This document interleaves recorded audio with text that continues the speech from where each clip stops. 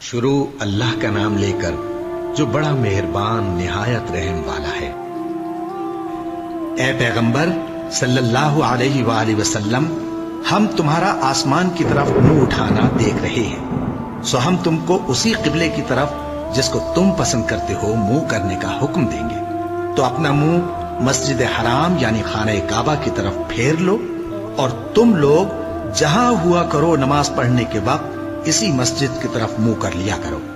اور جن لوگوں کو کتاب دی گئی ہے وہ خوب جانتے ہیں کہ یہ نیا قبلہ ان کے پروردگار کی طرف سے حق ہے، اور جو کام یہ لوگ کرتے ہیں اللہ ان سے بے خبر نہیں۔ اور اگر تم ان اہل کتاب کے پاس تمام نشانیاں بھی لے کر آؤ تو بھی یہ تمہارے قبلے کی پیروی نہ کریں، اور تم بھی ان کے قبلے کی پیروی کرنے والے نہیں ہو، اور ان میں سے بھی بعض کے قبلے کے پیرو نہیں۔ اور اگر تم باوجود اس کے کہ تمہارے پاس علم یعنی اللہ کا حکم آ چکا ہے ان کی خواہشوں کے پیچھے چلو گے تو ظالموں میں ہو جاؤ گے۔ جن لوگوں کو ہم نے کتاب دی ہے وہ ان پیغمبر آخر الزمان صلی اللہ علیہ وآلہ وسلم کو اس طرح پہچانتے ہیں جس طرح اپنے بیٹوں کو پہچانا کرتے ہیں، مگر ایک فریق ان میں سے سچی بات کو جان بوجھ کر چھپا رہا ہے۔ اے پیغمبر صلی اللہ علیہ وآلہ وسلم، یہ نیا قبلہ تمہارے پروردگار کی طرف سے حق ہے، تو تم ہرگز شک کرنے والوں میں نہ ہونا، اور ہر ایک شخص کے لیے ایک سمت مقرر ہے جدھر وہ عبادت کے وقت منہ کیا کرتا ہے، تو تم نیکیوں میں سبقت حاصل کرو۔ تم جہاں ہوگے اللہ تم سب کو جمع کرے گا، بے شک اللہ ہر چیز پر قادر ہے۔ اور تم جہاں سے نکلو نماز میں اپنا منہ مسجد حرام کی طرف کر لیا کرو، بے شبہ یہ تمہارے پروردگار کی طرف سے حق ہے،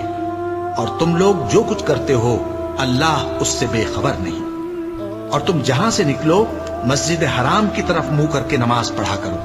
اور مسلمانوں تم جہاں ہوا کرو اسی مسجد کی طرف رخ کیا کرو۔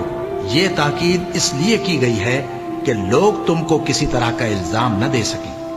مگر ان میں سے جو ظالم ہیں وہ الزام دیں تو دیں،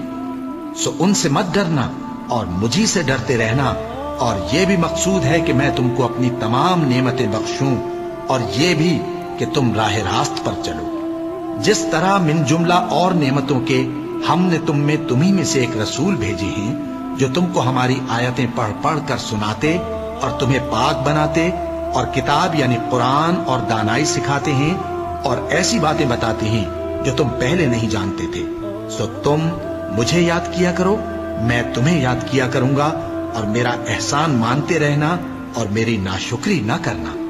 اے ایمان والو، صبر اور نماز سے مدد لیا کرو، بے شک اللہ صبر کرنے والوں کے ساتھ ہے۔